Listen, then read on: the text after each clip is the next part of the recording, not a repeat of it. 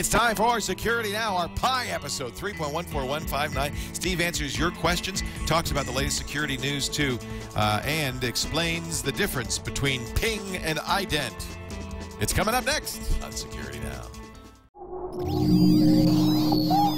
Netcasts you love. From people you trust.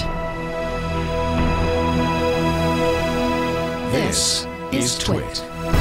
Audio bandwidth for Security Now is provided by the new Winamp for Android, featuring wireless sync and one-click iTunes import. Now with free daily music downloads and full-length CD listening parties. Download it for free at winamp.com/Android. Video bandwidth for Security Now is provided by CacheFly at CacheFly.com. This is Security Now with Steve Gibson, episode 3.14159, recorded August 17th, 2011. Your questions, Steve's answers, number 124.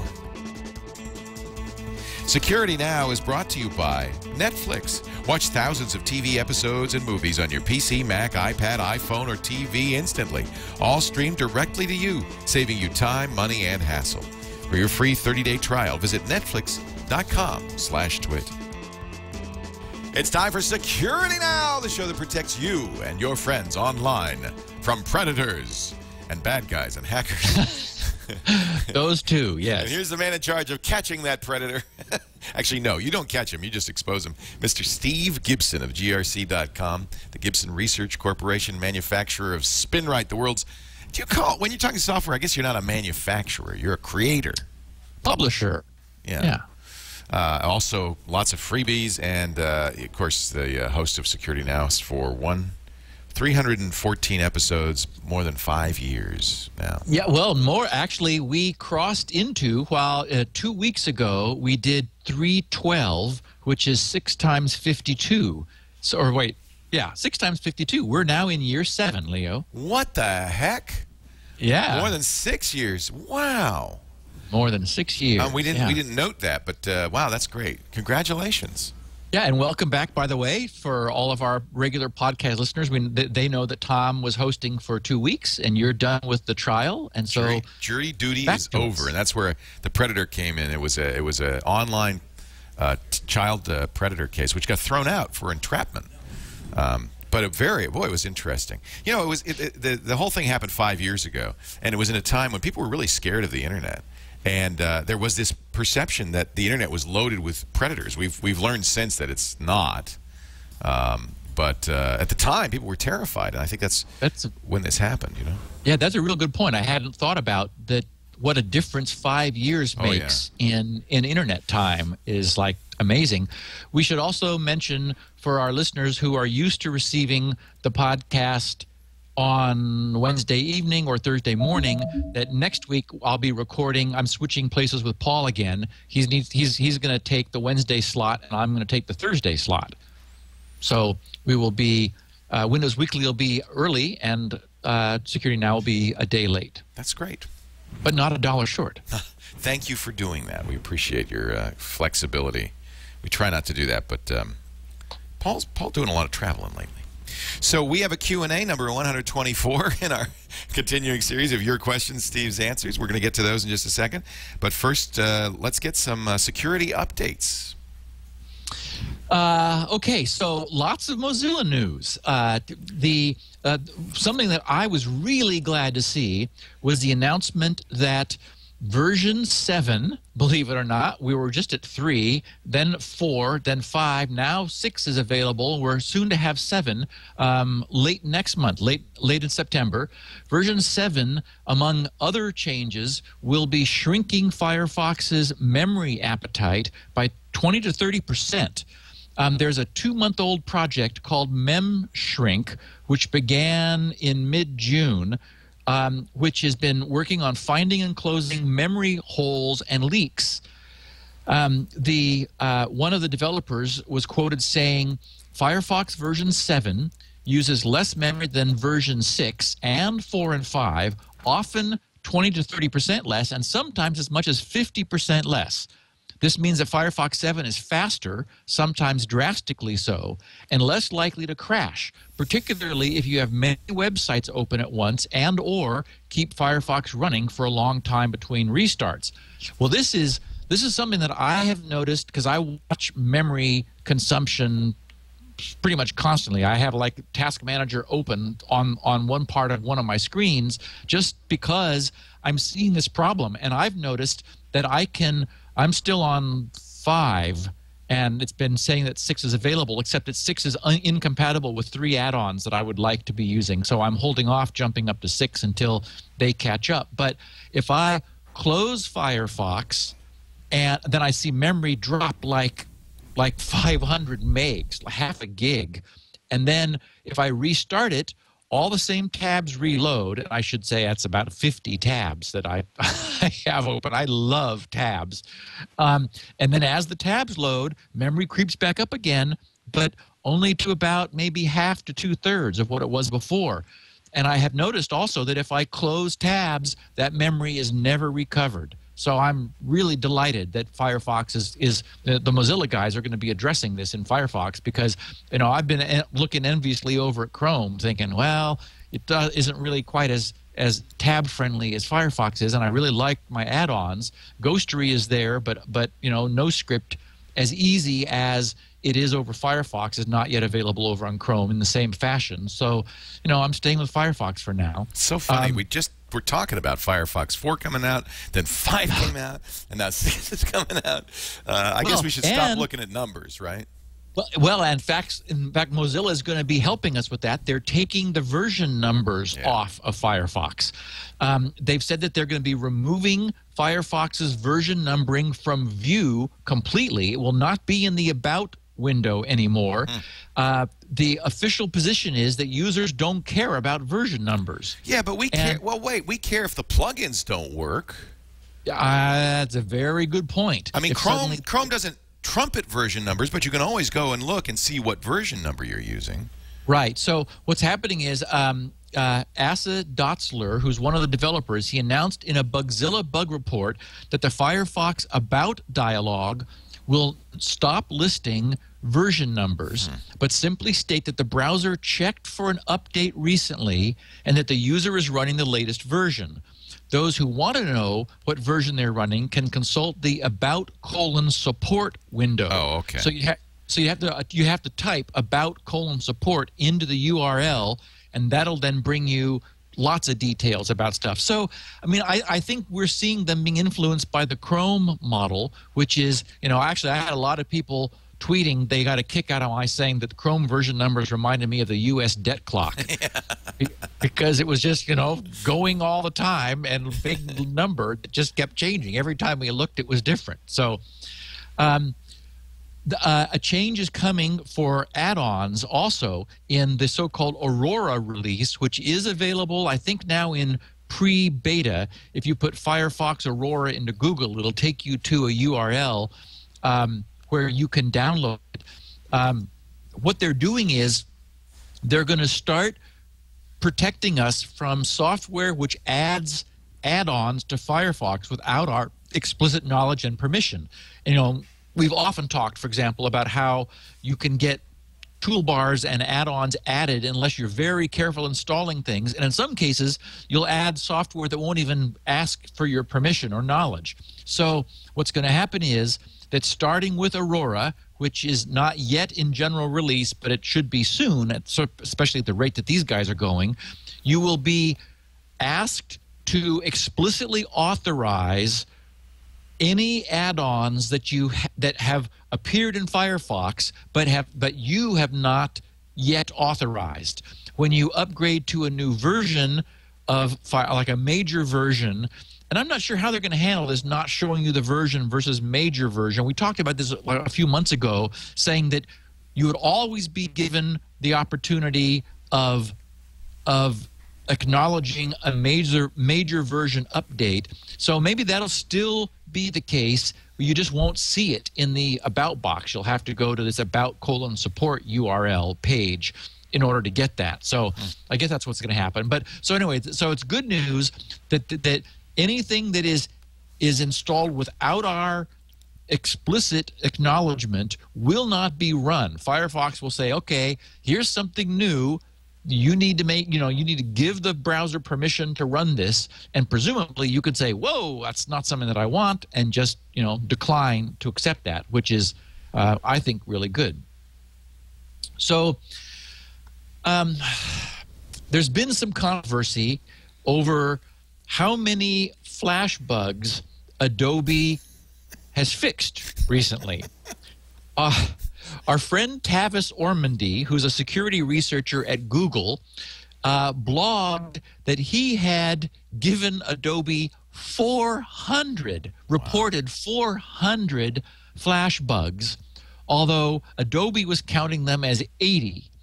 Adobe's Brad Arkin, who's the senior director of product security and privacy, posted to Adobe's blog as a consequence of some of this back and forth. He said, quote, "There's been some chatter about CVE numbers lately, so I thought it would be helpful to clarify Adobe's position on how we use CVEs to communicate product security information.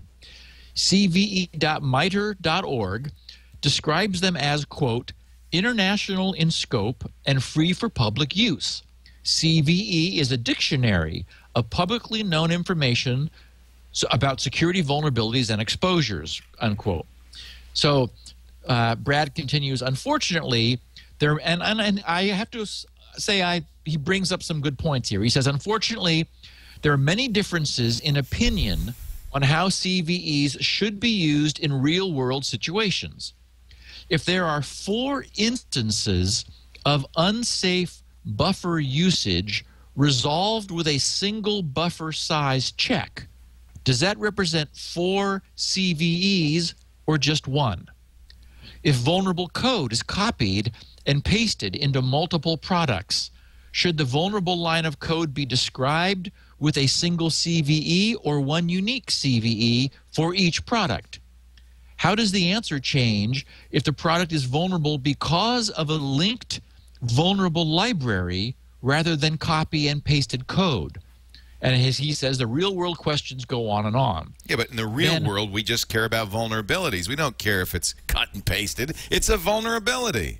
Just fix the damn stuff. Yeah. So I got a kick out of SANS Institute. One of the SANS Institute editors, William Murray, was quoted in a recent SANS newsletter about this controversy, and he said, instead of disputing the number, Adobe should be trying to identify what they are doing fundamentally wrong. Whether there are 400 or 80, there must be a pattern here somewhere. Well, I don't know about that. So, yeah. Pattern is ineptness.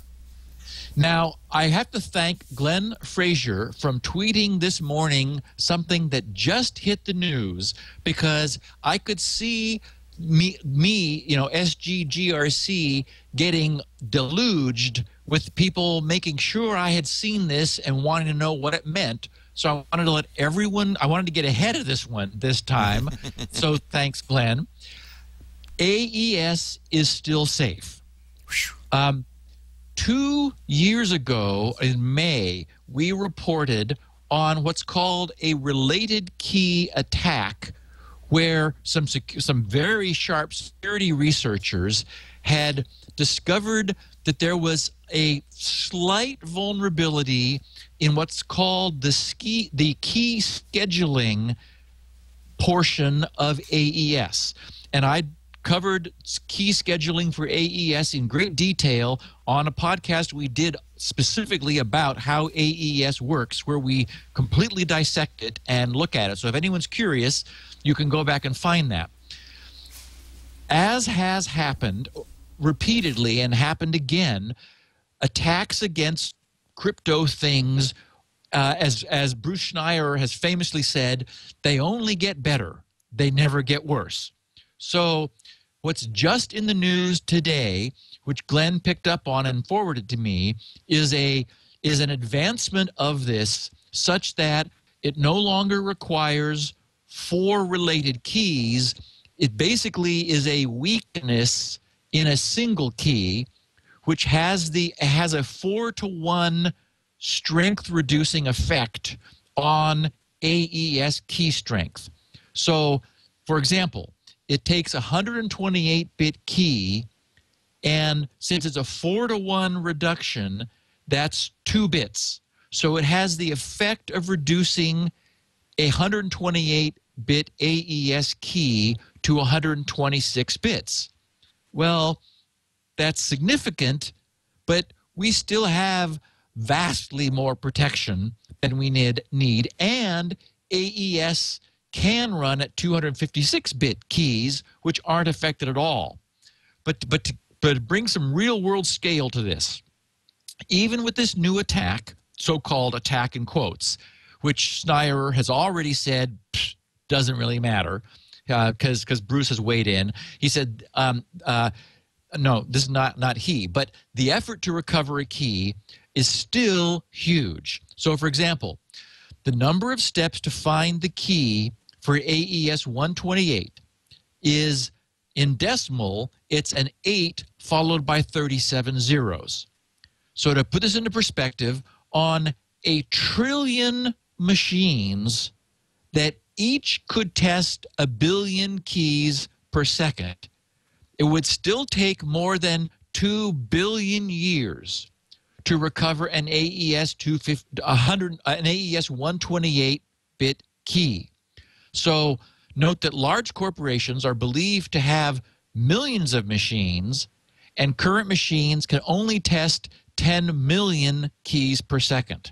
So there is no company or organization that we know of that has that many machines that are nearly that fast, and even if they did, we would have to wait 2 billion years for one single AES 128 key to get broken.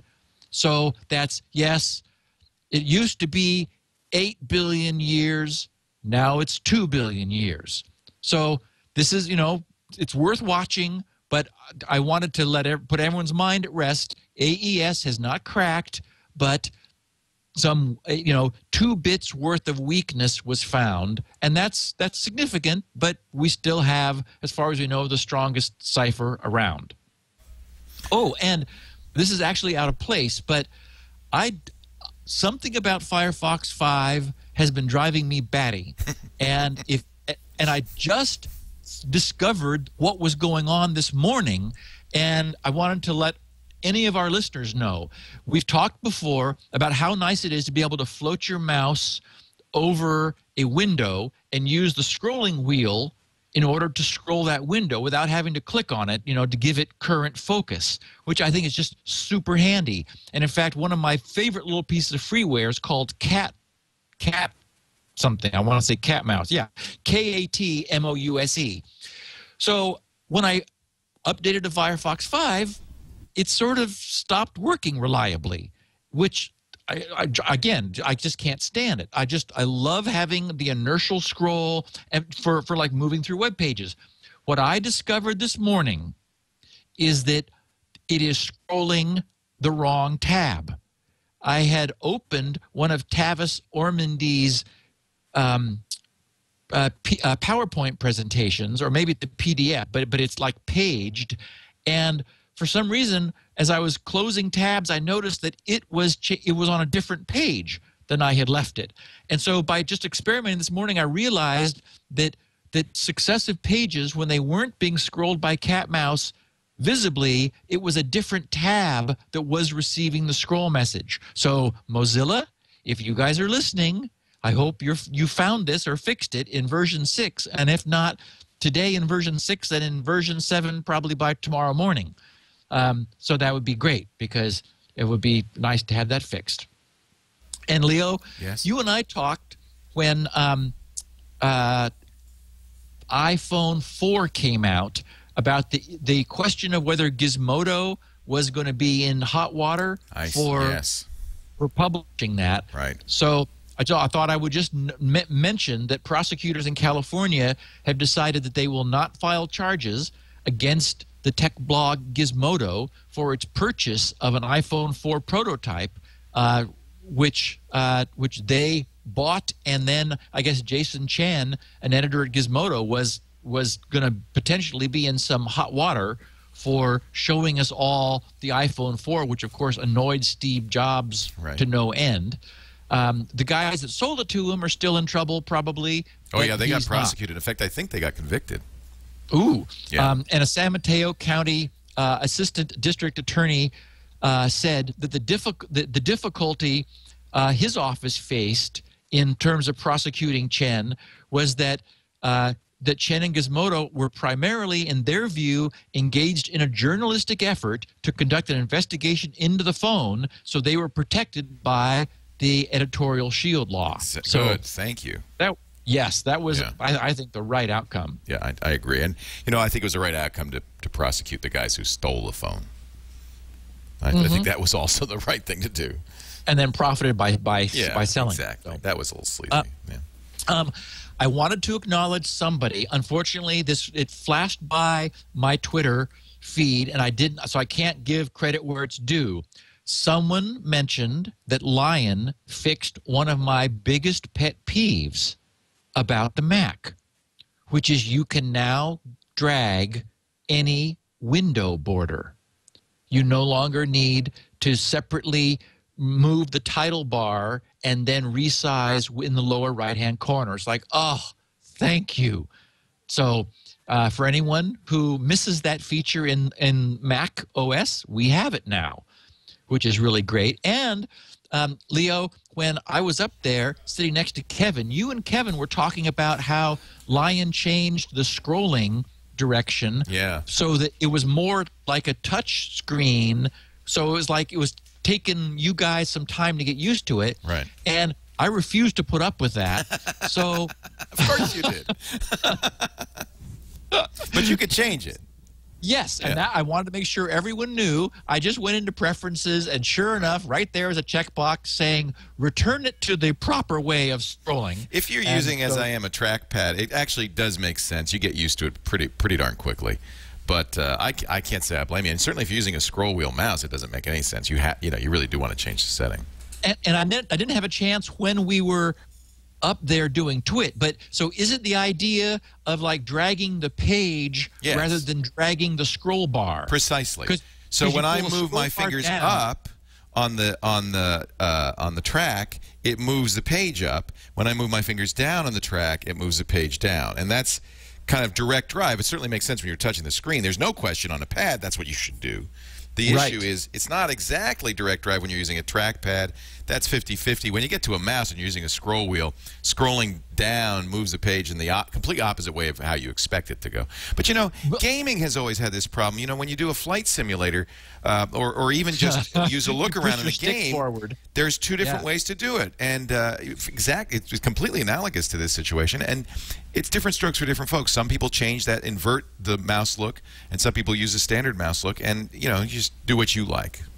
You just said different strokes for different folks, which, of course, is a great pun. It's perfect. It is.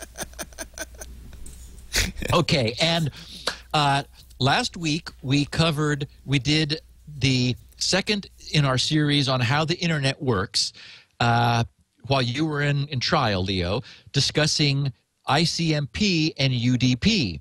And I got a bunch. I didn't realize. I mean, I'd heard them years ago, but I just wanted to share them with people. A bunch of people tweeted me some old, long-standing jokes about, of all things. I mean, this is serious geek jokeness. Kevin Pankow tweeted. He said, "I would tell you a UDP joke, but you might not get it." Now that's good.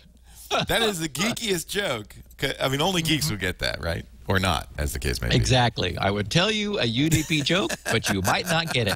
And there are about 4 or 5 variations on that theme. So I wanted to thank everybody who sent those to me because I got a kick out of it. That's really good. And then Matthew Steinar tweeted, he said, Steve, hearing you talk about UDP being unreliable reminded me of a joke I read.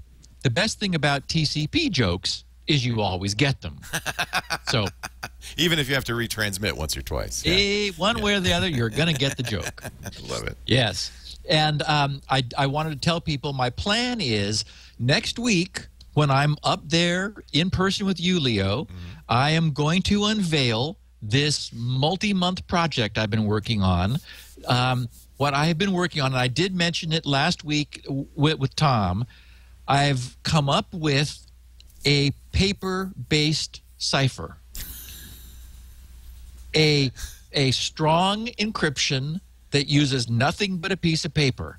This is, by the way, the holy grail for amateur cryptologists. They're always looking for ways to do non-computer based, because crypto's been solved really for computers, but non-computer based crypto. Well, and so this is called off the grid because it's non-technology, it uses no computers, and it is based on a specially constructed grid which you use as a reference. And I began working on this immediately after publishing the software or the password haystacks page, because the one thing we still don't have is a way of doing per website passwords where you don't need to write something down or memorize something, but you still have a different password for every website. This encrypts the domain name into a secure password in a way that cannot be reversed. And so I'm going to tell everybody about a really interesting journey I had in developing it, and all about how it works next week when I'm there in the studio with you. Web 32 in our chat room said, "Oh, perfect papyrus passwords." Actually, you know, Neil Stevenson in Cryptonomicon came up with, and I don't know, I've never really seen it vetted, but a playing card based crypto system. And I seem to remember that he worked with somebody like Bruce Schneier to validate it as a working crypto system. So it's very interesting. And you still do need it because there's spies and other things, people who don't have computers, I guess. Well, and the problem, of course, is that if it's in your computer, it is susceptible to being compromised. I mean, we had a scare, as we all know, with LastPass a few months ago, them worrying that their database had gotten loose. There's some concern that the solutions that hash that are running in your browser could expose your master password. So there's a certain group of people who would just like to have something low tech. Yep. And so this is low tech but high security. And so I think I know it's going to be a great episode. The thing that made me think about it is I wanted next talk about TCP, the TCP protocol. We can't do that next week, so that'll be 3 weeks from now after the Q&A between the off-the-grid crypto system and then talking about TCP. I did want to share a really neat story that's titled "Spinrite Saves My Teeth." Christian Alexandrov, who's in Sofia City, Bulgaria. Wow. And we can tell that English is not his native language, but his is much better than my Bulgarian. So he says, "Spinrite did it again. This time, Spinrite saved my teeth. Hello, Steve. I decided I want to share this story with Spinrite followers. I survived a car crash recently caused by drunk driver speeding and having difficulties controlling his BMW. This driver hit the car behind mine, and it hit mine. After all ended, I had some injuries on my head, nothing serious. But the most of my injuries required dental help. At this time, I was unable to afford such serious interaction from a dentist in terms of money. But I had no choice. Health is more important. A friend of mine is a dentist who has the equipment to heal me and the qualifications to do so. I was about to ask him to give me time to pay him with few separate payments in time. He told me he cannot do much. His computer works poorly and cannot access all patient records, including my dental record." I see where we're going here. You see where this is going. I told him I can fix this as soon as pain is relieved to be able to focus on the task at hand. He gave me pain-killing injection and allowed me to fix his PC. I booted Spinrite on level 4 to check his drive. We got to the problem late. The drive was in deep trouble already, but we got lucky because it was not too late. We quickly saw green R, meaning recovered, icons when Spinrite began its work. Spinrite found 2 areas that were bad. One contained one Windows XP system DLL file needed for the OS to work at all. The second area contained pieces of the database with the dental records. While the dentist was trying to focus on my first healing session, I had firm belief in Spinrite.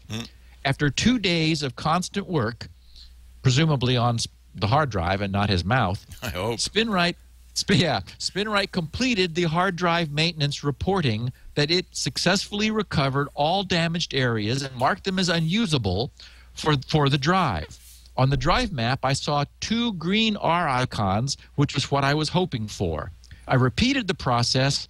On the map, I saw 2 B icons on the places where the green R icons were before, indicating these areas will not be used again. After the second pass on level 4, Spinrite says that there were no bad areas. Great. We rebooted the PC and jaws hit the floor, which I thought was an interesting pun in this case. The system booted so very fast, and the database with all dental records was there in perfect condition, opened in a second, and responding very fast to inputs and searches. The dentist was so happy that he asked me for advice how to prevent this. I told him to buy 2 NAS servers and use them as redundant backup for his data. There you go. I told him 2 in case one dies, to have another copy for precaution. The dentist promised me he will heal me for free. Then, a few healing sessions later, we made an arrangement. I will maintain and fix his computers. In return, he will heal me every time I need dental help. I have 4 more healing sessions until I'm fully healed and fully recovered. Thank you, Steve, for this great piece of software, and thank you, Steve and Leo, for this great podcast. I wish best of luck to grc.com and twit.tv from a happy Spinrite user. That's great. So that's a lot of dental work. 6 or 7 sessions. We're talking 10 grand, 20 grand. That's a lot of work. And he must have been in pain because he said he needed an injection in order to even be able to think straight. So thank you for the report, Christian. Don't forget to floss. Actually, we have a show for that, Floss Weekly, every Wednesday. There we go. Security Now. Of course we do. Hey, we've got questions, 12 of them. Great questions from you, our listeners and viewers, and Steve's going to answer them in just a second. Before we do that, though, I would very much like to talk about our friends at Netflix, very briefly, and invite you to try it free for 30 days. The Netflix streaming is $7.99 a month, so I think this is clearly the best deal in entertainment out there. And you could try it for free for 30 days if you're not a Netflix member. Now, if you already are, you probably know all about this, and I'm preaching to the choir. But tell your friends and family. You know, Abby's been watching a lot of Netflix lately, and of course she speaks French, and so I love the recommendations. They've now given me a whole bunch of recommendations about marriage, strong female leads, and French language movies, goofy French language movies. So look at Mad Men. This is something I'm going to watch tonight, actually. And this is one of the things I love about streaming is you could pick up a movie browsing around and watch it immediately. You don't wait for the DVD to come. You don't have to go to the movie store. I didn't know. Burning Man's coming up. Labor Day weekend. Tickets are sold out. I've never been. I thought I'd love to know more, and I didn't even know. But there was a documentary made about Burning Man in 2005, which I can now watch instead of going, which is going to, keep the dust out of my hair. So if you're interested, give it a try. Netflix.com/twit. And if you already have Netflix, please do us a favor and tell a friend. Netflix.com/twit for 30 days free. All right, Steve, I've been perusing these questions. There's some good ones in here. Are you ready? You betcha. All right. Question 1 comes from Stuart Henry on Twitter, quoting Stu. A winemaker and web developer just drew up the road a piece in Napa, California. He says, do ICMP packets have a TTL value? You better define that one for us. Well, okay, so this sort of hails back to last week's episode and 3 weeks ago, the first 2 episodes in our How the Internet Works series, which we are firing up. And the answer is yes, because everything that the Internet carries is enclosed in an IP packet. So remember that the IP packet is the sort of the we used the analogy 3 weeks ago. You'll remember this, Leo, of the nest Russian dolls, right, where you've got a smaller one inside a larger one inside a larger one inside a larger one. Well, or you could also think of it as like an envelope inside an envelope inside an envelope. Well, the outer envelope is the IP container, which has the and this was the brilliance of the internet designers, only the things, the minimum necessary information for getting the packet from the source IP to the destination IP. So it contains fields for each of those. But for example, there's no port numbers there because that's not about two different machines. That's about more of the content of the packet, which on this level of the hierarchy, we don't care about. We only wanted to get from A to B, but we also need the minimum amount of information for that job. And one of those is the TTL value, because we need packets not to make the mistake of living forever. They have to die if for some reason there's a router loop that is sending them in a big circle. We want those packets to expire, as we discussed last week. So yes, everything, ICMP, UDP, TCP, all the other protocols, because they are contained inside the IP envelope, inherit all the characteristics of that containing envelope, one of which is a TTL. So that's fundamental to a packet on the internet, just like the source IP and destination IP. Cool.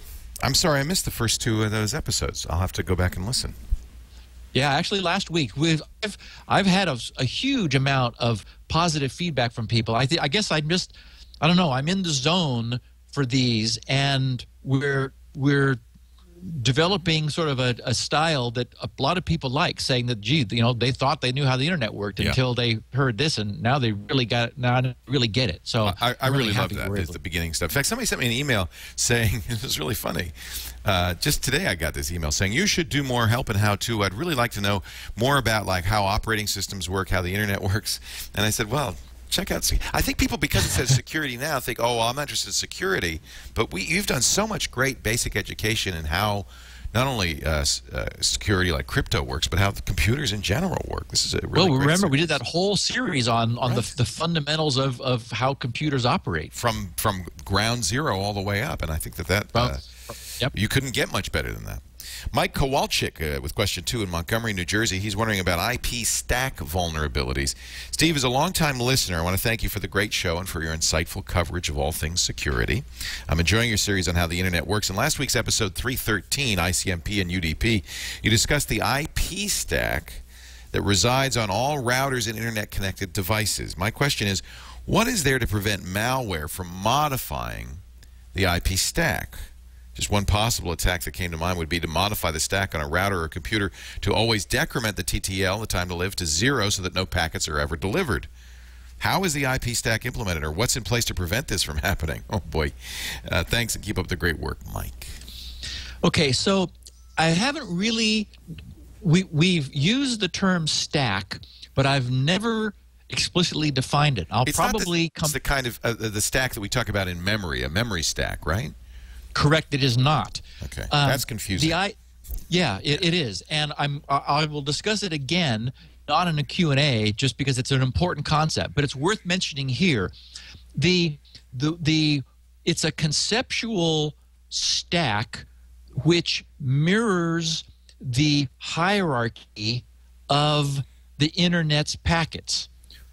For example, the normal term is a TCP IP stack. And the idea is that you have the application that wants to communicate, like your browser or your email client or your DNS client, and it sends its data down to the operating system, which conceptually has organized these layers in a stack of layers. So, for example, data that the web server is going to use uses TCP, so that data gets put into a TCP packet, meaning that it's wrapped with the TCP headers. Then it drops to the next layer down in the stack, which is the IP layer, and so whatever comes from above gets wrapped in an IP layer. Then it goes to the next layer, which is the physical layer, the Ethernet layer, which wraps it in an Ethernet packet, and then off it goes out of the machine. Packets coming back in get the reverse treatment. First, the Ethernet wrapper is taken off, it's checked and taken off, and then passed up the stack to the next layer, which is the IP layer. The stack examines that, makes sure that it all looks right, the checksums are it's the correct IP address and so forth. If so, it removes the IP wrapper. It essentially sort of opens the envelope and takes out what's in that layer of the envelope out, and then passes it up the stack to the next layer, which is going to be UDP or TCP or ICMP, whatever it is that was wrapped in the IP layer. So that's where this stack concept comes from. It's a stack of that sort of represents a hierarchy of protocols. So as we move down, we're wrapping things in layer after layer, like these Russian dolls. And as we go up the stack, we're reversing the process, taking successive wrappers off until we finally get up to just the raw data that we actually wanted to send to a remote point. So Mike's question has a little bit of confusion here because he refers to routers and computers as being synonymous in this way, and they're not. Routers don't have stacks. They process IP packets, but you can talk to a router where it is the endpoint of your discussion. For example, you can telnet to a router using the telnet protocol over TCP. And there it's a TCP endpoint. You're connecting with it. But the actual routing process doesn't involve a stack. The router takes in an IP packet, looks to see where it's going, and then decrements the TTL, as we just discussed in the first question, and as Mike references, if that time to live hits 0, the router says, well, this packet is dead, and so it doesn't forward it. Instead, it sends a note back to the sender saying, hey, by the way, this packet never got to its destination. It died before it got to its final target destination. But routers themselves, in the routing aspect of them, don't have stacks. The IP stack, it involves interpreting the protocol, and routers really don't do that. They just receive packets. They don't care what it contains. They look at where it's going. They make sure it's valid to forward it, and then they send it out over whatever link is closest to where it's going based on the routing table, which we'll be talking about in a future episode. So my question with that background is, what's to prevent these stacks or, for example, the software in the router from being altered so that they don't work? And the answer is, well, only the same kind of protections we normally have. For example, the system's stack is located down in the kernel, where software is not supposed to be able to get to it at all, and the kernel works to protect itself. So it's trying not to allow the OS to be altered, and the stack is part of the OS. So those same protections pertain. But remember that any software could, rather than like setting the TTL to 0 so that the packet would die, it could just not, the router could just say, I'm not going to send the packet. So there are all kinds of things that could break that would cause routing not to work that are actually even simpler than setting the TTL to 0. Just choosing not to route it would do the same thing. I mean, I think there are a lot of hack attacks that involve hacking the TCP stack. Oh, yeah. Yeah. That's a very common attack. In fact, sometimes you know that happened because you'll remove spyware and you'll lose internet access, and that's because the spyware was embedded in the TCP/IP stack. Yep, there's something called an LSP, a layered service provider, which is a protocol stack in Windows, and traditionally spyware has installed itself in there. And the way it works is you have to sort of knit everybody together, Right. and if you yank that out, you just lose all your connectivity with the internet. Jared in Western Australia has a question for you about traceroute. He says, what determines the exact path taken by packets? When you do a traceroute, does the path taken always remain the same, or does it change from moment to moment? Well, it's a great question, and part of the original genius of the guys that designed packet switching was they realized it doesn't matter. The idea is you have this vast network of routers that are interconnected, and you inject a packet somewhere, anywhere, in this single global, I mean, it became global now, network, where it's got a destination IP, and the job of any router receiving that packet is to forward it on in what it thinks is the best direction. This system is as robust as it is because if a link goes down between two routers, well, then the router goes, oh, I don't have that link, which used to be my preferred link for that packet, so I'm going to send it out of this link. So packets, they're sort of like little autonomous bits of information that has a destination address, and they're just going to try to find their way to that address one way or the other. So it's often the case when like something is flaky, there's something called router flapping, where an interface is flapping, which is the term used for kind of coming up and down.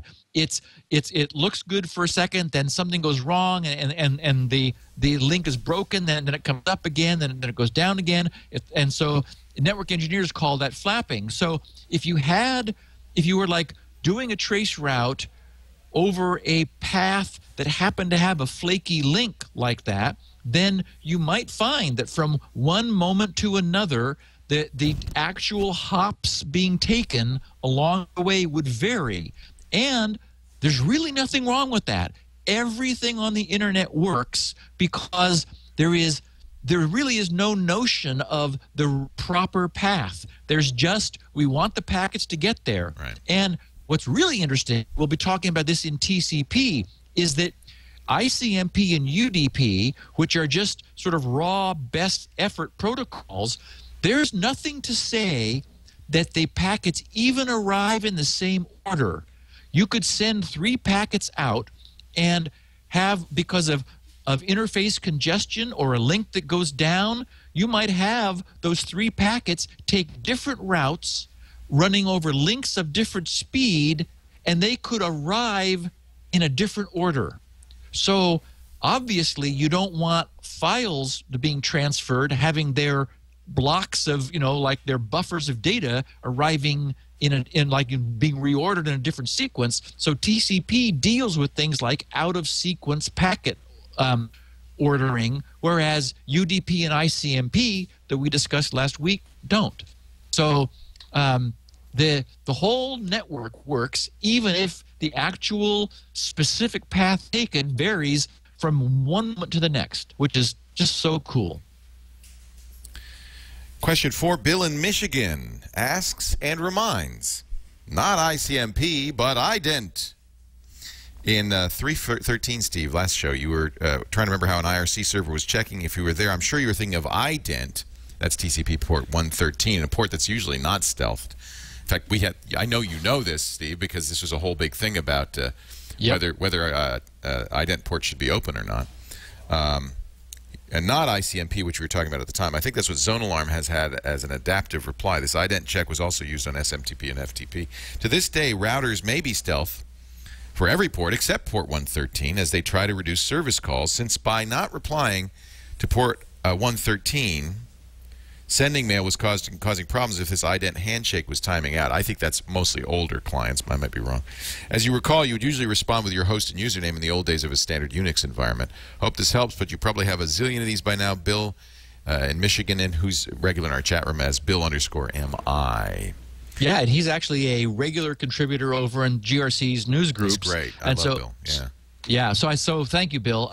What happened last week, Leo, is that we were discussing ICMP, and it had been so long that since I had thought about this, I thought, I remembered that there was something that was this, and I couldn't remember what. Right. I sort of knew that I wasn't sure, but anyway, so Bill did pick up on it. I wanted to close this little link for our listeners that it was that port, because one of the things that I liked about ZoneAlarm was it is the only firewall at the time that did this adaptively.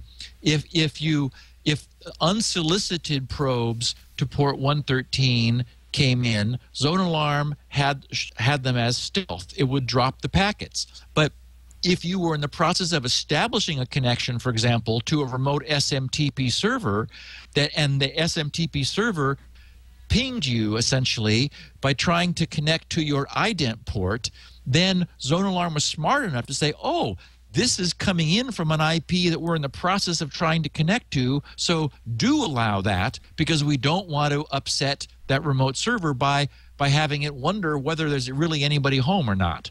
So, yeah, so thank you, Bill. Yeah. You knew. This is one of those things that Steve has known for so long that it just got...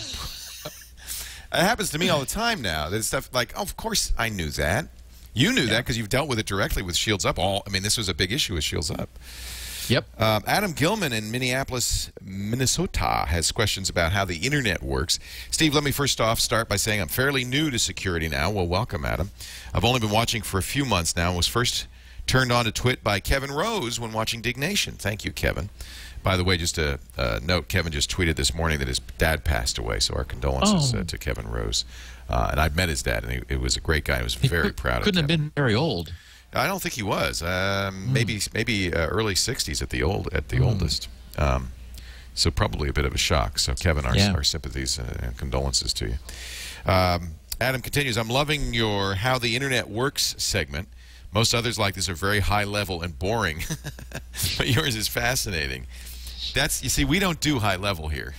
This show we do down. This is the assembly language of podcasts, down to the metal.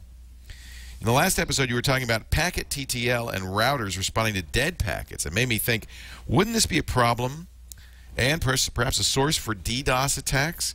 If an attacker would send out packets to random destinations with TTLs less than the necessary to reach the destination and then spoof their source IP so it's the same as the attacker's target machine IP. So it looked like it was sending itself, I guess, a packet. Or no, it would be the IP that the attacker wanted to attack. Oh, I get it. So you get all these NACs. Wouldn't that turn all the internet routers into bots generating mass amounts of ICMP time exceeded packets? I'm not going to do the page turn here. Towards the attacker's target. I get it. Wouldn't this be a problem as the packets are being generated by the internet routers are doing what they're supposed to do by sending all these ICMP time exceeded packets back towards the source IP that the attacker spoofed in the original packets? I'm sure that they've got well, let Steve answer this. Hopefully this makes sense. I'm just getting into internet security. I'm not sure if I'm missing something.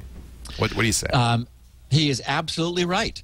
And it turns out that we went through a period of time, maybe, 10 years ago, where there were lots of small botnets that were being run by script kiddies, and it was sort of early technology, and this was one of the many ways to create bounced traffic. Is you could certainly send a time exceeded or a packet out that would expire, but you could also just ping.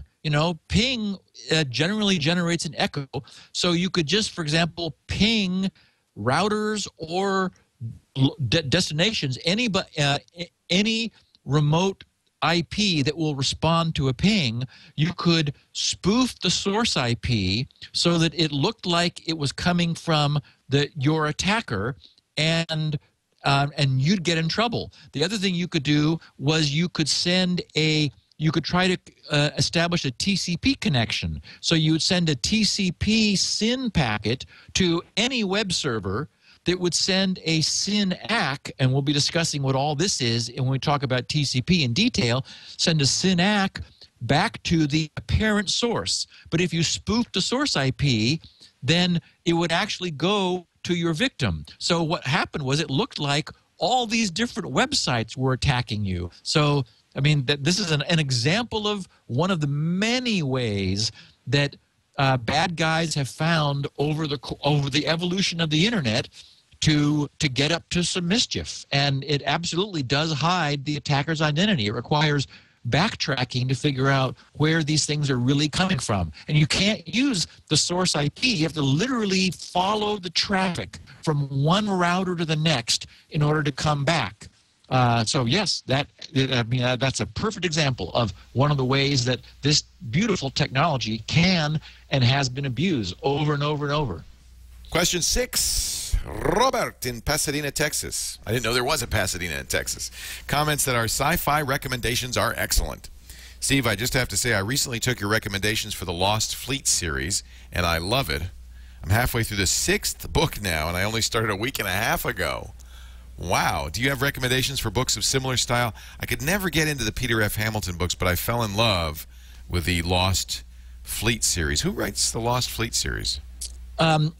Okay, so should I look it up? If you Google it, you'll find it immediately. Is that SciFi? Is that our friend from SciFi Arizona? No.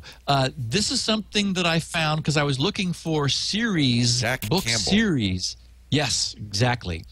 And I talked about these. What I loved about these was this is like big, like military space fleet movements but in real detail where the constraints of speed of light and speed of acceleration and deceleration are mixed into the plot so that this commander, who's actually he was in suspended animation for a generation, during which time a huge sort of civil war among human colonies got underway, and all of the people who knew real fleet movement got killed.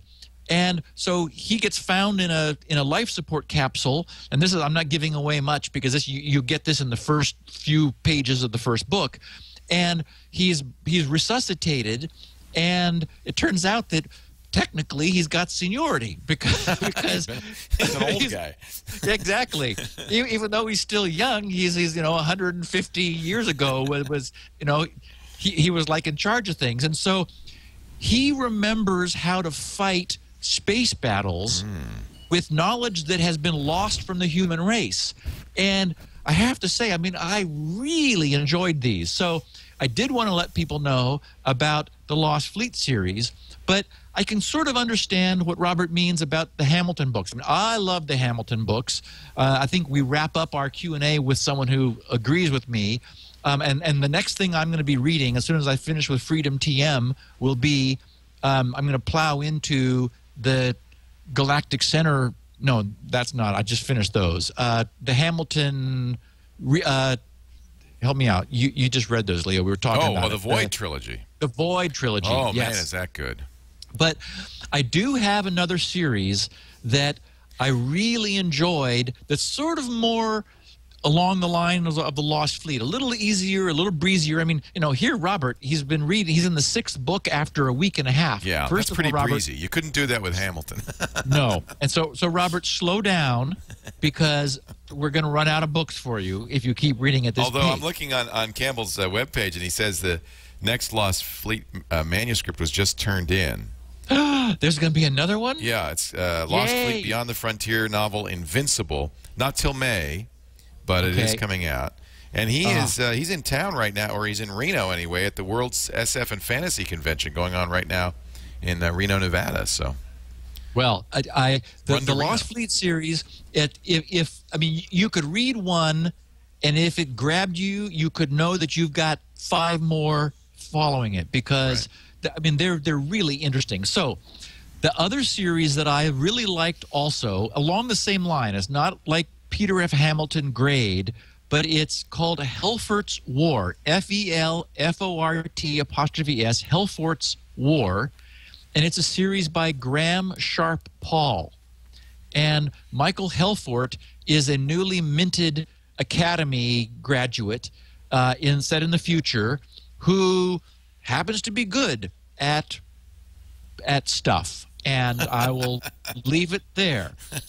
Now, the one annoying thing is we've got the first 4 books, but it turns out, and I thought that the books 1 through 4 was it, but book 4 was sort of the half, and all the other books finished off so that you weren't left hanging. Book 4 ended with a cliffhanger, and now I'm waiting for book 5, and I'm really looking forward to it. So I really enjoyed these, but be warned that this series is not complete.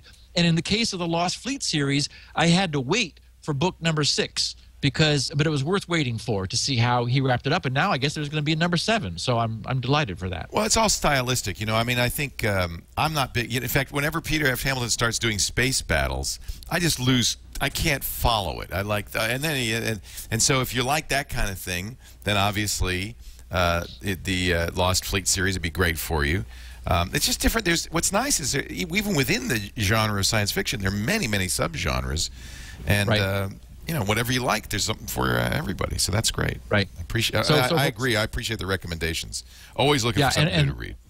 And so for what it's worth, if you like the Lost Fleet, Helfort's War is sort of, it has a similar feel to it, and Lord knows Robert will be done by the day after tomorrow.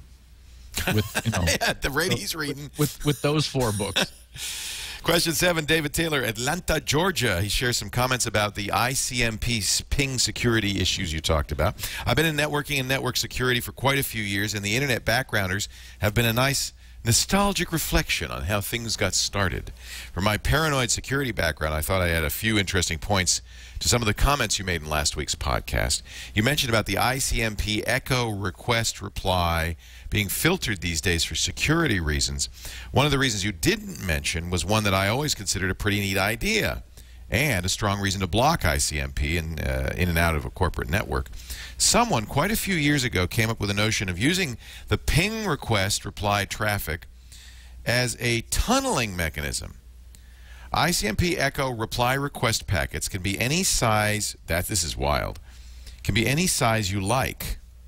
Oh, now I've lost it. It's the page turns that kill me. From the minimum packet size up to the max path that's allowed by the MTU. The payload is generally random data or a chunk of unallocated memory thrown in to pad out the packets. Data leaks anyone? And it's commonly ignored. Why don't they just put zeros in there? I don't know. I suspect you've probably seen the trick as you've been around the block a few times, but just in case this one snuck by, someone decided to use the payload to hide encrypted data. This made for a pretty sneaky back channel for controlling a machine that's been hacked. You send them a ping in that little ping, and then there's this whole rest of the packet that's got encrypted data in it. Many sites block incoming traffic but not outgoing traffic. With this in mind, the firewalls in many places, especially at home, will happily let these ping packets pass all day long unnoticed, containing your passwords or whatever else. Just thought I'd pass this one along. Dave Taylor, CISSP. Yeah, I did want to just sort of acknowledge that. Actually, in my spec for my VPN, using ICMP as one means of establishing a connection is already in my notes. So I'm well aware that ICMP is a general purpose and very capable data carrier. So it's absolutely the case. And and as I was mentioning last week, there is normally when you get an echo reply, the reply packet contains the echo request so that the recipient can see what it was that it sent out that generated that response. And so you are able to put whatever data. Sometimes I've seen just like, you know, the alphabet, A, B, C, D, E, F, G, and so forth. Or sometimes, as David says, no one even bothers to init the initialize the contents of the packet. They just say, yeah, we'll just send out whatever's there because it doesn't really matter. You just get random stuff, actually, right? Yeah, it actually is a payload carrying protocol. Wow. Question 8. Jeff Hornung in Indianapolis admonishes us that corporate IT is not so bad. And yes, encryption is tough. First off, I love your broadcast. I've listened to them all. Of course, I'm a Spinrite owner. But in the past, I've been somewhat dismayed by the negative comments directed toward corporate IT and suggestions on how to get around the controls that we, as corporate IT professionals, must put in place. We want to do the right thing to protect our customers and our employees and, of course, comply with HIPAA and GLBA and PCI and DOI and many other regulations. I think you two have great experience and speak with some authority, but I don't think either of you have experience in corporate IT for today's finance industries, and I think we'll both cop to that. That's right. Yep. So if I could give you some tidbits from my perspective, recently you mentioned there's no overhead to decrypting all this data. While I'd love to see everything encrypted all the time, it actually is a very big deal. Some people responded to your comments but missed a major issue. My company has Unix, Linux, Windows servers, IBM Z-Series mainframe, IBM I-Series, that's AS400 platforms, the hundreds of applications that we must use to communicate across all the platforms and systems, internal subnets and firewalls and databases. They perform thousands of lookups and file transfers daily. To have all of these using fully encrypted data all the time is a lot more overhead than you're giving credit for. CPU processing translation, going from probably big endian to little endian and ASCII to EBCDIC and things like that, and key management are significant and time-consuming. Keep up the great work, but please spend some time getting to know our situations. Jeff. Well, for what it's worth, I really never meant my comments to refer to intranet encryption, but rather internet encryption. So the idea being, you know, in my and I guess I wasn't clear about this, Jeff. So and to any other listeners, I apologize. That when I'm talking about the need for encryption, we've talked about the need to encrypt databases, which I think is crucial. So that's not about network encryption. That's about encrypting the data at rest while it's at rest, so that if you lose control of it, all it is pseudo-random noise. And then where I'd like to see encryption 24/7, 365, and forever is when it's moving out across the public internet, where remote servers would be using SSL and TLS certificates in order to establish and enforce encryption. So while I really understand what Jeff is saying, that internally, you know, to just be a huge amount of overhead for very little return. For example, managing certificates that are expiring on all sorts of machines. I can imagine you just pull your hair out. But it's really, hopefully, you've got firewalls and border security such that you can have trusted information inside your corporate intranet, and then deal with encryption for communications outside on the internet. All right, here we go. Question 9 from Andy Williams. I always loved his music. In Philadelphia, Pennsylvania, he wonders about a good CPU for projects. Steve, I've been thinking about really getting into some toy OS development, and I was wondering what CPU you thought would be the best. I'd love, it could be real or emulated, old or new. I'd love to have your professional opinion. Thank you, Andy. You were going to do, when you retire someday, you got all those PDP-8s here behind you. You were going to do a PDP-8 operating system, because that's a simple processor for something like that. Yeah, I have to say, having written a bunch of code for it, as I did, in order to make those lights flash that way and so forth, I'm thinking that it's just too annoying to write to a 12-bit instruction set. I agree with you. Yeah, the thing's got, it's got a 3-bit opcode, so a total of 8 instructions, and wow. I spent all my time, basically the accumulator. It's got one accumulator and a multiplier quotient register. It was just a pain in the butt. So I think what I want to do is something on a instruction set that I really enjoy.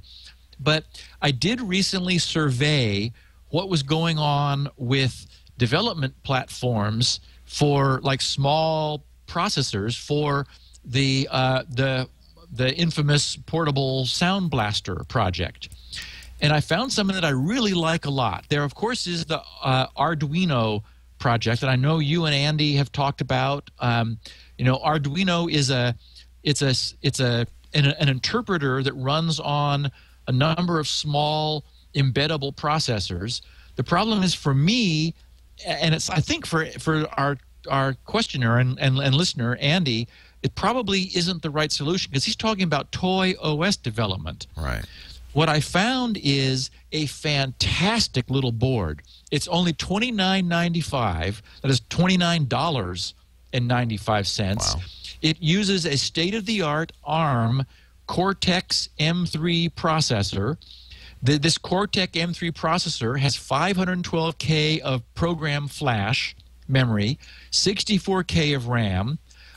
In the processor hardware, brought out to pins, is a 10100 Ethernet, USB 2.0 host device and on-the-fly USB port, 2 CAN buses, which is you know, the industrial bus used often in cars, 4 UARTs, universal asynchronous receiver transmitters, 2 or 3 I2C buses, 2 SSP buses, and an I2S bus, a 8-channel 12-bit analog digital converter, 10-bit digital analog converter, 7 pulse width modulators, and on and on and on. It does a 32 by 32 multiply in a single cycle. You know, it is a state-of-the-art Cortex M3 ARM processor for $30, and the entire tool chain, the development tool chain for Windows, Mac, and Linux is free for this thing. Oh, that's so cool. $30 is your out-of-pocket cost.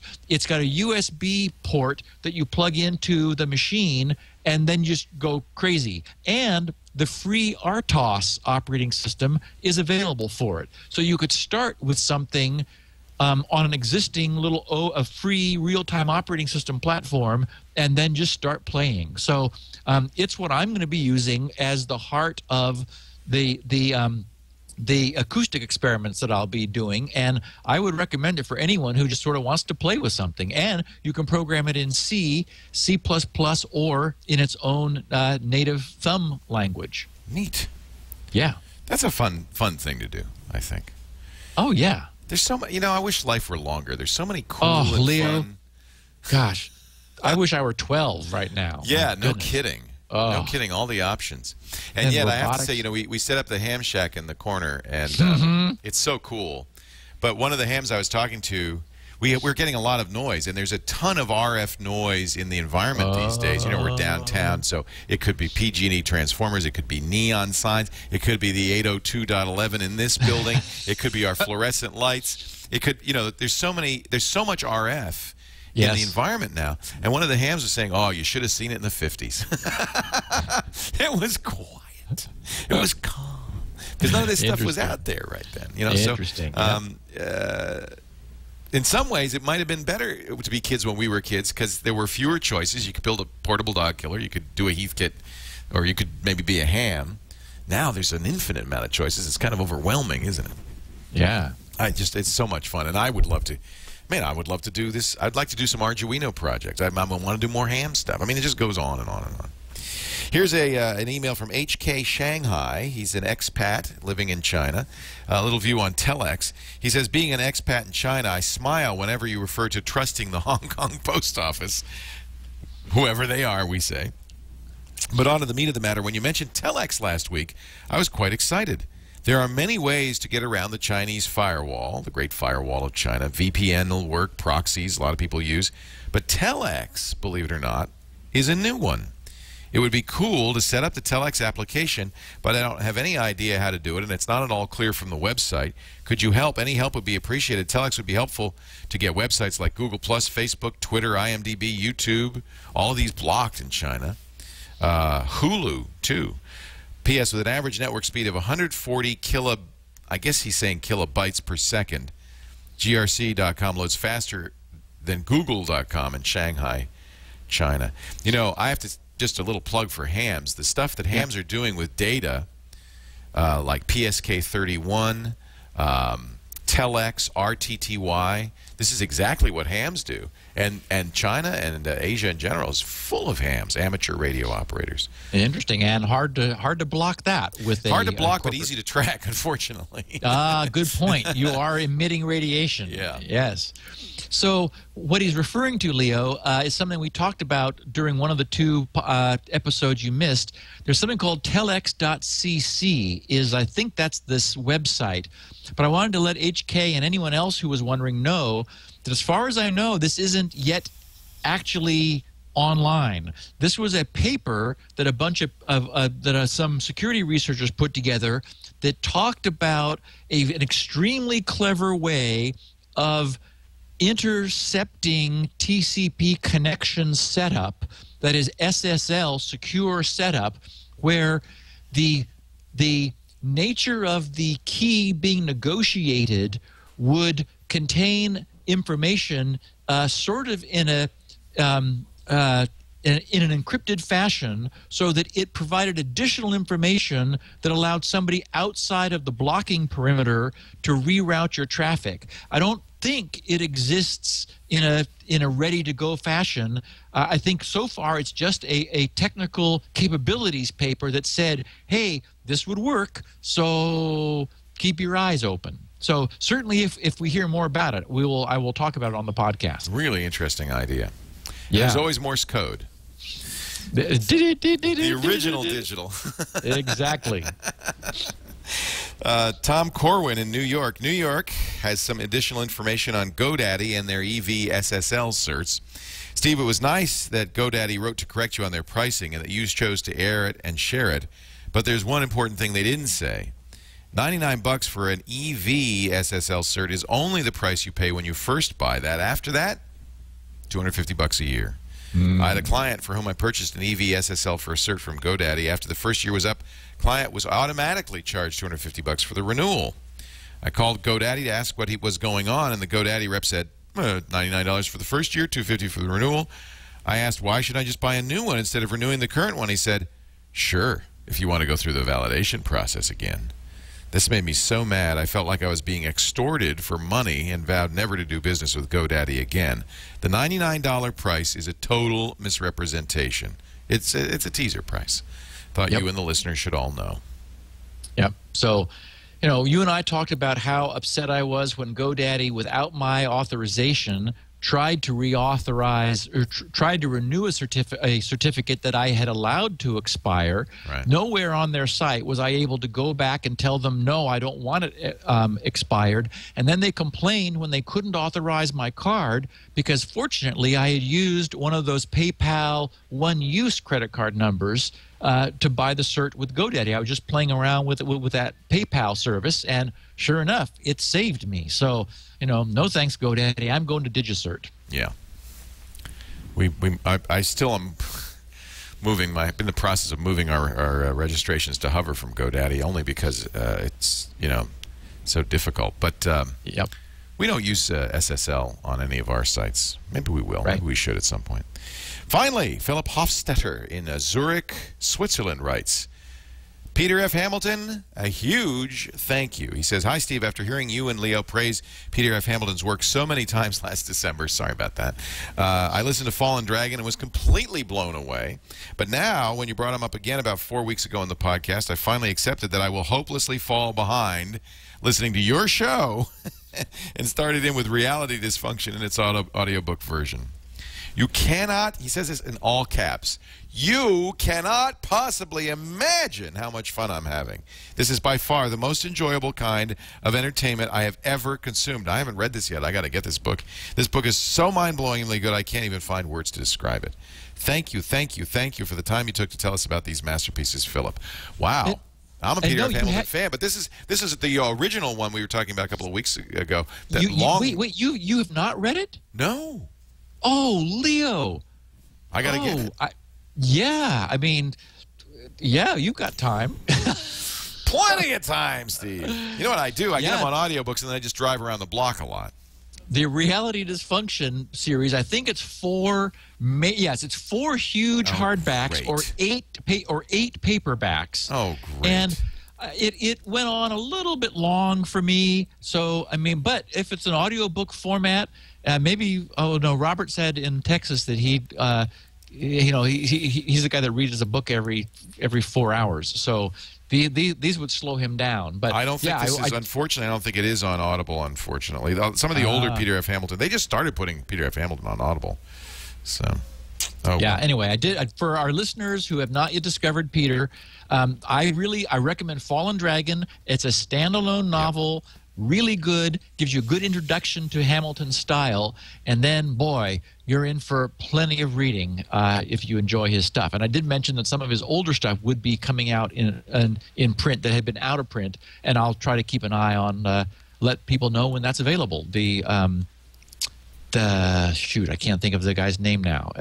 He's sort of a spy with ESP powers. So Greg Mandel, that's the guy. The Greg Mandel series is going to be coming out from Peter. Apparently, Reality Dysfunction is on Kindle, so that's good. I can do it on Kindle. I can't bring myself to to carry around a big heavy book anymore. Nah, it'll be out on Audible before long. It sure should. I'm excited. Yeah. Wow. Actually, the entire Reality Dysfunction on Kindle is $9.99. I don't know is that all of them? Nice. That would be great, wouldn't that be great if that were the whole thing?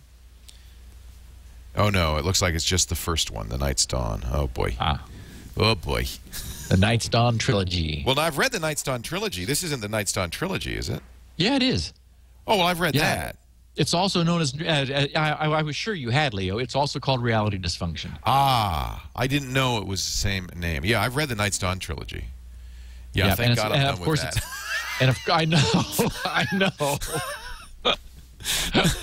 Okay, yeah, very good, but I read that one. Okay, now I like I said, it goes on a little bit long. It goes on a little long, yeah. Okay. As does this show. But before we go, I just want to say I want to thank the folks at TriCaster. A lot of what we do here in the new studio is courtesy partners who helped us out. And NewTek has been so great. This TriCaster 850 Extreme that we use is absolutely the next step up from the TriCaster we were using in the old cottage. HD, we get so much, look at all this, so many capabilities. Who's really become an expert on it? Alex and Chad, the young folks here, are really good at using this, and we haven't even started to scratch the surface. We're still doing the static lower thirds. We could do motion graphics in the lower thirds. We could do all sorts of stuff. And you'll see, including wild transitions, you'll see as time goes by, as we use more and more of the features of this, what an amazing device this is. We like that. That's the Reality Dysfunction. We really want to thank our friends at NewTek and encourage anybody who's looking to do live video switching or video production to try the TriCaster series. NEWTEK.com. We don't do the green screen stuff. There's virtual sets. There's so much in here that we don't use, and yet we are already having so much fun with it. Thank you, Steve Gibson. Gibson Research Corporation. His company is grc.com. That's where you'll get a copy of Spinrite, the world's greatest hard drive maintenance and recovery utility. You also can get a copy of all of his free stuff like Gizmodo, Don't Shoot the Messenger, Decombobulator, and this show as well, 16 kilobit as well as 64 kilobit versions of the audio. Full transcriptions, which Steve pays for himself, so I thank you for that, Steve. And do the forums there. They're great security forums. And, of course, if you have a question for Steve for our next Q&A episode, just go to grc.com/feedback. Next week, thank you, more Leo. of the Internet series? No, next week I'm with you in your studio. We're recording on Thursday, and I'm going to take our listeners through my development from the beginning of a paper-based encryption system. Well, that's perfect, because we'll probably have to show stuff, right? So we'll need to do it here so we can put stuff on the table. It turned out very well. So perfect timing. It's going to be a really great episode, I think. So don't forget, Steve will be live in studio, but it's not the usual day. Thursday, 11 a.m. Pacific, 2 p.m. Eastern, 1800 UTC at live.twit.tv if you want to watch. Or, we usually have room for maybe 20 or 30 people in studio. We welcome visitors. If you'd like to see Steve, meet him, and watch as we do this live, email my sister Eva at twit.tv, EVA at twit.tv, and we'll accommodate as many people as we can fit in here. We always have a few people in here, but we had 50 in here during opening week, And I know there'll be a lot of people who want to come see Steve. Steve, thanks so much. Thanks, Leo. Catch you next time on Security Now. Security Now.